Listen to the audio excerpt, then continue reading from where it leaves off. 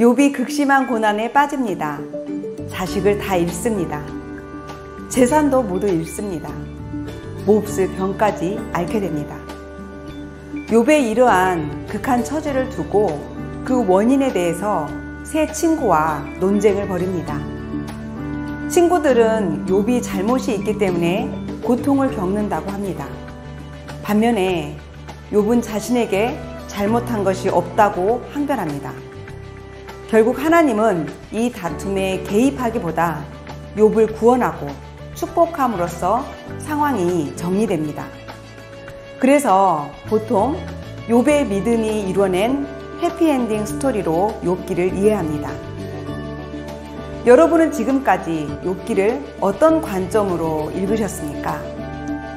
욥이 끝까지 인내하는 모습에 감명을 받았거나 고난 중에도 하나님을 부인하지 않으면 축복을 받는다는 교훈으로 새기지는 않으셨습니까? 또 욥의 세 친구들이 하나님 편에 서서 욥의 잘못을 지적하는 것도 그럴듯하게 들리지는 않으셨습니까?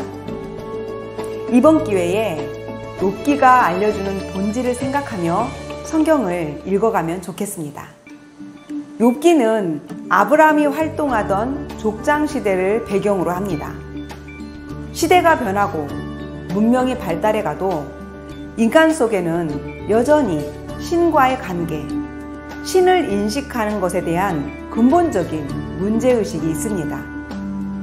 예전이나 지금이나 여전히 마찬가지입니다. 욥기는 먼저 이런 내용을 다루고 있습니다. 일반적으로 인간이 신을 섬기는 목적은 자신의 안위를 위한 것입니다. 자신이 복을 받기 위해 신을 잘 섬기면 그것에 신은 반응을 해서 그 대가를 준다고 생각합니다. 그것을 기복신앙이라고 합니다. 오늘날 기독교 신앙 안에도 바로 이런 기복신앙이 일부 자리하고 있는 것이 사실입니다. 욥기는 바로 이 질문을 합니다. 인간이 복을 바라지 않고도 하나님을 하나님으로 믿을 수 있는가?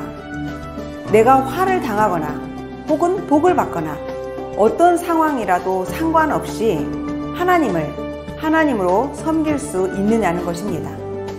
둘째로 우리는 보통 착한 일을 하면 복을 받고 나쁜 일을 하면 화를 입는다는 논리에 익숙합니다.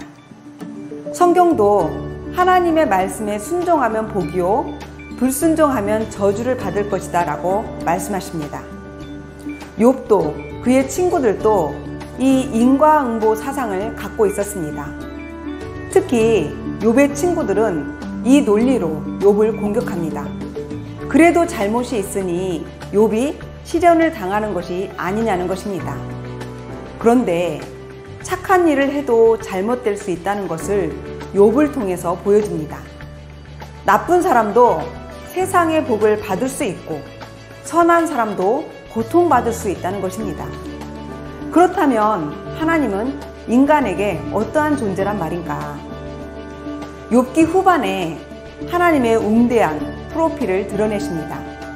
이를 통해 욥에게 하나님에 대한 더 넓고 깊은 깨달음을 주십니다. 이제 욥의 계략을 짚어보기로 합니다.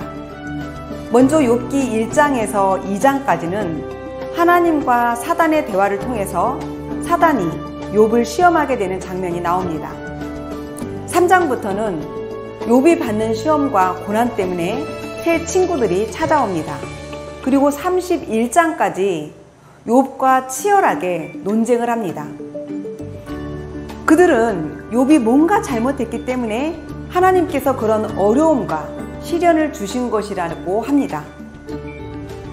그러나 욥은 여전히 하나님 앞에서 온전하고 온전해지기를 애쓰고 있다고 공박합니다. 세 친구가 결국 욥 앞에서 말문이 막히게 될 즈음에 엘리후라는 인물이 등장합니다. 32장부터 37장까지가 엘리후가 등장해서 한 말들입니다. 욥이 의롭다는 것은 교만하다고 말합니다. 세 친구들도 옳지 않다고 비판합니다. 이렇게 욥과 세 친구 모두를 엘리후가 비판합니다. 엘리후는 욥이 하나님을 대면하기 전에 건너야 할 일종의 징검다리 역할을 하고 있습니다.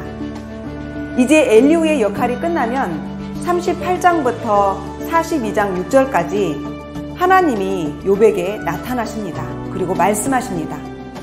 하나님의 존재와 인간의 관계를 이해하는 차원을 한 단계 더 깨닫게 해주십니다. 그리고 마지막으로 42장 7절에서 욥기 끝부분인 17절까지는 하나님께서 욥을 회복시켜 주십니다.